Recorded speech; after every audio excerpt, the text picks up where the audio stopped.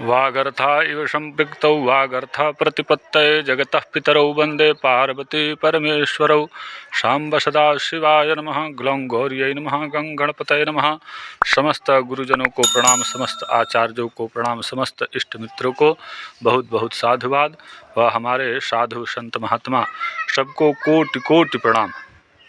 जो रस ज्ञान रखते हैं और इसके माध्यम से समाज की सेवा करते हैं, उन्हें हम कोटि कोटि प्रणाम करते हैं।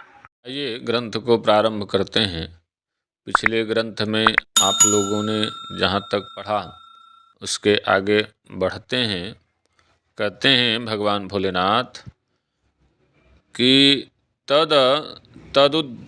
तदुद्बुद्ध्य फलं चैकम भक्षयेत सर्पिशासः। जो पहले मधु के साथ में 20 दिन तक हरितकी इत्यादि को बुझा के रखने की बात थी, उसको कहते हैं फलम चैकम भक्षयेत सर्पिशासः। अर्थात मधु तो उसमें है ये है, और जो घी है उसको सर्पिशा कहते हैं। सर्पिशा के साथ में अगर जो कोई खाता है, प्रनष्ट वीर्यो बलवान जायते नात्र संशयः। अर्थात जिसका वीर्य नष्ट हो गया है, पौरुषत्व खत्म हो चुका है, नपुंसकता हो चुकी है, उनके लिए भगवान भोलेनाथ बताते हैं कि अगर जो इस तरीके से वो हरित की भक्षण करता है तो उसका पुरुषत्व वापस लौट आता है, बलवान हो जाता है। जायते बलवान जायते नात्र संशयः। अर्थात वीर्य की वृद्धि होती है। मासमेकं प्रयोगेन दृढ़ कामी भवे नरः। अर्थात 1 मास तक कोई इसको खाता है, इस प्रयोग को करता है, तो वो दृढ़ कामी हो जाता है। अर्थात काम वेग उसको अत्यंत तीव्र उत्पन्न होता है उसके शरीर में। फिर कहते हैं मासत्रय प्रयोगेन वली पलित वर्जितः। अर्थात 3 महीने तक इस क्रिया को कोई करता है तो वली पलित वर्जितः, उसको जो अवस्था है वृद्धावस्था उसको नहीं सताती है, और उसका शरीर जो है नवजुवक के समान हो जाता है। वारामास संप्रयोगेन कामचारी महाबलः। अर्थात 6 महीने तक कोई इस प्रयोग को करता है, कामचारी महाबलः। अर्थात तो कामचारी और महाबली होता है।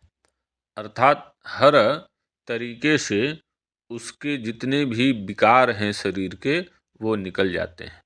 फिर आगे कहते हैं संवत्सर प्रयोगेन आयुर्वृद्धिर भवेन ध्रुवम।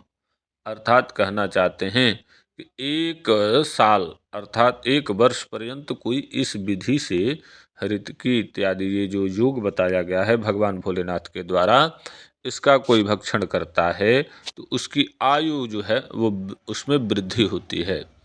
इसमें ध्रुवम शब्द लगाया गया है, अर्थात यह अटल सत्य है। इत्यं तस्य प्रयक्षामि शृणुष्वैव एकाग्र मानसा। हे भगवती, इसको एकाग्र पूर्वक शांत चित्त होकर सुनो।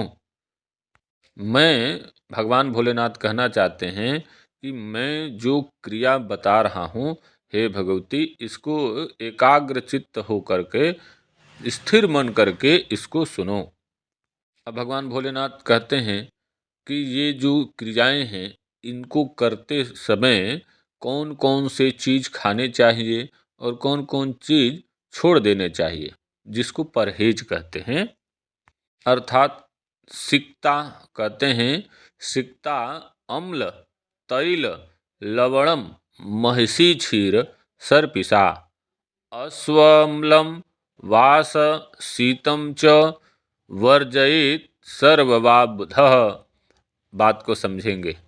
सिक्ता अम्ल अर्थात जो खट्टा भी हो और जिसका तासीर जो है शीतल हो, इसको नहीं खाना चाहिए। फिर कहते हैं तैल अर्थात तेल का भी त्याग करना चाहिए, लवणम अर्थात नमक का, महिषी क्षीर अर्थात जो भैंस होती है उसके दूध का, सर्पिसा उसके घी का, अश्वमलम अर्थात अत्यंत खट्टा, वास शीतम च वर्जयेत अर्थात अत्यंत गर्म और अत्यंत शीतल, वर्जयित सर्ववा बुध यह सारे परहेज करने चाहिए। अर्थात समत्वम योग उच्यते, हर स्थिति में इन सब चीजों को त्याग करते हुए समभाव से ही रहना चाहिए, न ज्यादा अधिक न ज्यादा न्यून। एवं विधि विधानेन सिद्धिर्भवति नान्यथा, इस प्रकार से बताए गए क्रिया को करने से सिद्धि अवश्य मिलती है, इसमें कहीं भी संदेह नहीं है। कहते हैं त्रिवार्षिकी कम च धान्यम, यानी कि 3 वर्ष पुराना जो चावल हो, धान हो, उसका सेवन करना चाहिए।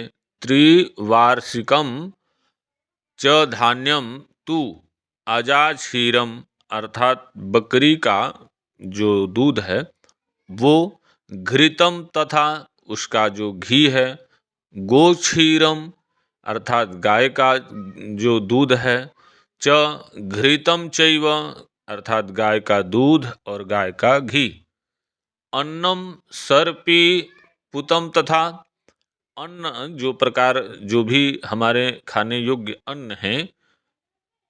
आगे कहते हैं दधि गव्यम च कथितम भोजनार्थम वरानने, जो गाय की दही है ये चीज खाने योग्य हैं, कथितम भोजनार्थम ये भोजन करने योग्य हैं, वरानने हे भगवती ये सब सामग्रियां खाने योग्य हैं। कुपथस्य प्रयोगेन अंगम संस्फुटते सदा, अर्थात जो भी कुपथ्य हैं जिनको खाने लायक चीज जो नहीं है, मांस मदिरा इत्यादि, उनके खाने से नाना प्रकार के दोष शरीर में उत्पन्न होंगे। अथातः शोधनम बक्षे गंधकम सूतकस्य च, यह विधि बताई गई गंधक पारे की शोधन की।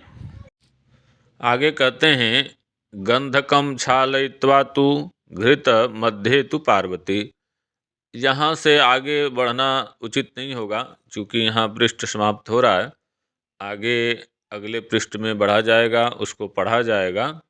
अतिशय रगड़ करे जो कोई अनल प्रकट चंदन से हुई, अर्थात जो निरंतर प्रयासरत रहता है उसको ही कामयाबी मिलती है।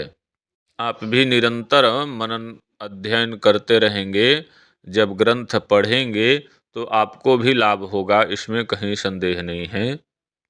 अतिशय करना होगा, किसी कार्य को जब अतिशय करेंगे, ज़्यादा मात्रा में करेंगे तो निश्चित ही लाभ मिलेगा। आप लोग ग्रंथ को पढ़ें, मनन करें, एक बार नहीं बार बार पढ़ें।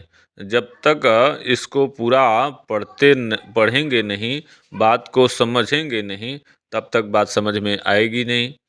तो आप ग्रंथ को पढ़ें, इससे लाभ लें, और अगले पृष्ठ में आप लोगों से पुनः मुलाकात होगी। तब तक के लिए हर हर महादेव।